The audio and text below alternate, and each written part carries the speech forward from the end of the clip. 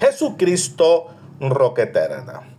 Primera de Samuel, capítulo 25, versículo 32, nos dice la palabra de Dios así. Y dijo David a Abigail: bendito sea Jehová, Dios de Israel, que te envió para que hoy me encontrases. Amén. Los capítulos 25 al 27 de Primera de Samuel son una etapa de transición donde David enfrenta pruebas de carácter interno, decisiones diplomáticas y finalmente un periodo de aparente compromiso moral al refugiarse entre sus antiguos enemigos. Estos capítulos revelan la complejidad de la maduración de un líder bajo presión constante. Amén. Primera de Samuel, capítulo 25. El conflicto con Nabal y la sabiduría de Abigail. El capítulo comienza con un evento en la estructura espiritual de Israel, la muerte de Samuel, versículo 1. Con la desaparición del profeta, David pierde su último vínculo con el orden establecido, quedando a merced de su propia capacidad de discernimiento en el desierto de Parán. La entrada de Nabal en la narrativa bíblica sirve como un antitipo de Saúl. Es descrito como duro y de malas obras, versículo 3, y su nombre mismo significa insensato. La petición de David de recibir provisiones no era un acto de extorsión, sino el reclamo de una compensación justa por la protección que sus hombres habían brindado a los pastores de Nabal en un territorio peligroso, según nos dice los versículos 7 y 8. La respuesta despectiva de Nabal, ¿quién es David?, versículo 10, no es solo un insulto personal, sino un rechazo al ungido de Dios, similar al rechazo que David sufría por parte de Saúl. En este punto vemos una grieta en la armadura espiritual de David. Movido por la ira, David ordena a sus hombres ceñirse la espada, versículo 13, con la intención de exterminar a todos los varones de la casa de Nabal. Aquí, la exégesis resalta el papel de Abigail como una figura mediadora y profética, versículo 19. Ella actúa con una rapidez que contrasta con la lentitud de su esposo Nabal. Su discurso, en los versículos 24 al 31, es una de las piezas retóricas más brillantes de la Biblia. Ella no solo asume la culpa, sino que le recuerda a David su destino eterno. Jehová ciertamente hará casa estable a mi Señor, y mal no se ha hallado en ti en todos los días. Versículo 28. Amén. Abigail salva a David de sí mismo. Le impide derramar sangre por cuenta propia. Una lección que David apenas había aprendido por allá en Engadi. Dice el versículo 38. Y 10 días después Jehová hirió a Nabal y murió. Amén.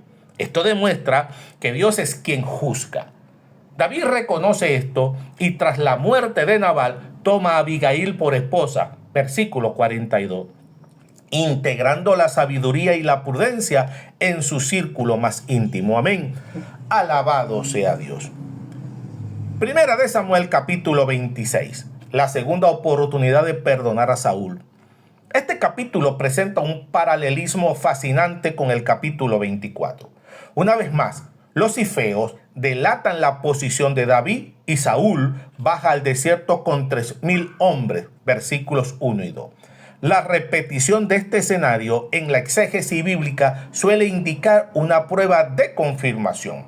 ¿Ha aprendido David realmente a esperar en Dios? A diferencia del encuentro en la cueva de Engadi, donde David se encontró con Saúl, aquí David toma la iniciativa. Él y Abisai entran activamente en el campamento de Saúl mientras todos duermen. El relato enfatiza que un profundo sueño de Jehová había caído sobre ellos. Amén. Versículo 12. Lo que indica que la situación está bajo control divino. Amén.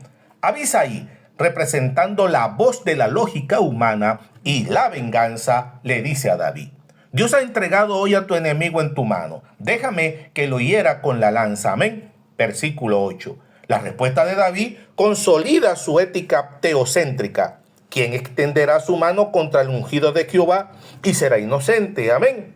David va más allá y enumera las 3 formas en que un rey puede morir bajo el juicio de Dios. por muerte natural en batalla o porque Jehová lo hiriere. Versículo 10. Al llevarse la lanza y la vasija de agua de Saúl, David toma los símbolos de poder y provisión del rey.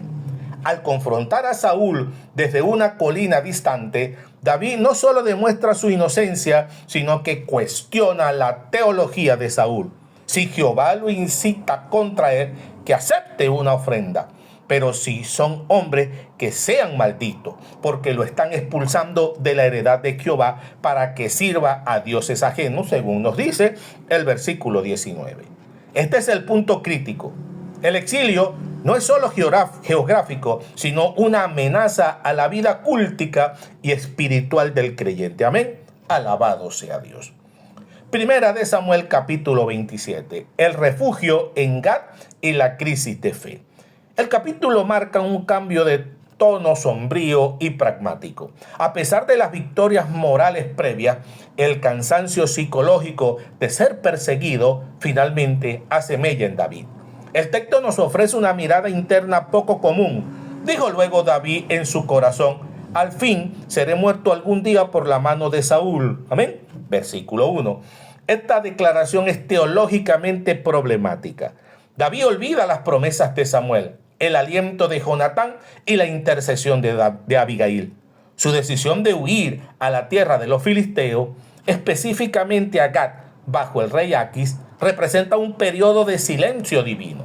Curiosamente, en este capítulo David no consulta el éfod ni busca la palabra de Jehová. Es una decisión basada estrictamente en la supervivencia. David convence a Aquis de que él es ahora un enemigo de Israel. Aquis le concede la ciudad de Siclag, lo que convierte a David en un vasallo filisteo. Durante 1 año y 4 meses, David vive una doble vida. Realiza incursiones contra los jesuritas, los jersitas y los amalecitas, enemigos tradicionales de Israel. Pero le miente a Aquis, diciendo que ha atacado el sur de Judá, versículos 8 al 10. La exégesis de este periodo es compleja. Por un lado, David está limpiando las fronteras de Israel de pueblos cananeos, cumpliendo el mandato que Saúl falló en ejecutar. Y por otro lado, su método incluye el exterminio total de hombres y mujeres para no dejar testigos de su engaño, según el versículo 11. David se encuentra en una zona gris. Se ha convertido en un mercenario astuto, cuya supervivencia depende de la mentira y la violencia extrema. Este capítulo sirve para recordarnos que incluso el hombre conforme al corazón de Dios puede descender a niveles de ambigüedad moral, cuando permite que el miedo opaque la fe. Amén. Este bloque narrativo funciona como un estudio sobre la naturaleza del liderazgo y la paciencia. La transición entre estos 3 capítulos muestra el espectro completo de la experiencia humana de David. La ira impulsiva con Nabal, la fe heroica y disciplinada con Saúl en el campamento y el pragmatismo desesperado en Gad. Al estudiar estos pasajes se observa que la vida de fe no es una línea ascendente y constante de victoria. Amén. Alabado sea Dios. En resumen, David nos enseña 3 cosas. Primera, la ira es un consejero peligroso. Sin una Abigail en nuestras vidas, nuestras emociones pueden destruir nuestro legado en un momento de frustración. Segundo, la paciencia tiene un límite humano, pero Dios es fiel. A pesar de que David se refugió en Gad por miedo, Dios no lo abandonó, sino que utilizó incluso ese tiempo en tierra pagana para fortalecer su ejército y su posición estratégica. Y tercero, la integridad es el mayor activo. En el campamento de Saúl, David demostró que su confianza estaba puesta en la justicia final de Dios, no en las ventajas momentáneas. Amén. Concluimos. Estos 3 capítulos forman un tríptico sobre la formación del carácter del futuro rey. Antes de que David pueda sentarse en el trono, debe aprender a manejar la ofensa de un necio, Nabal, la tentación de eliminar a un perseguidor, Saúl, y la tentación de confiar en alianzas mundanas, Aquis. Cada capítulo añade una capa de complejidad al hombre que pronto sería el rey más grande de Israel. recordándonos que el desierto es, ante todo, una escuela de dependencia divina. Amén. A su nombre, gloria. Vamos a orar. Padre Celestial, te damos gracias por tu palabra que es lumbrera en nuestro camino. Te pedimos que grabes en nuestro corazón la sabiduría de Abigail para ser pacificadores en medio del conflicto. Danos la nobleza de David para no buscar venganza por nuestra propia mano, sino para confiar plenamente en tu justicia, que es agradable y es perfecta. En los momentos de cansancio y debilidad, cuando nos sentimos tentados a buscar refugios en lugares ajenos a tu voluntad, recuérdanos, amado Dios, que tu fe es inquebrantable, que nuestra vida refleje la gracia de aquel que es el verdadero Hijo de David, nuestro Señor Jesucristo, quien venció el mal con el bien y la muerte con su sacrificio. Amén, amén y amén. Dios te bendiga, Dios te guarde.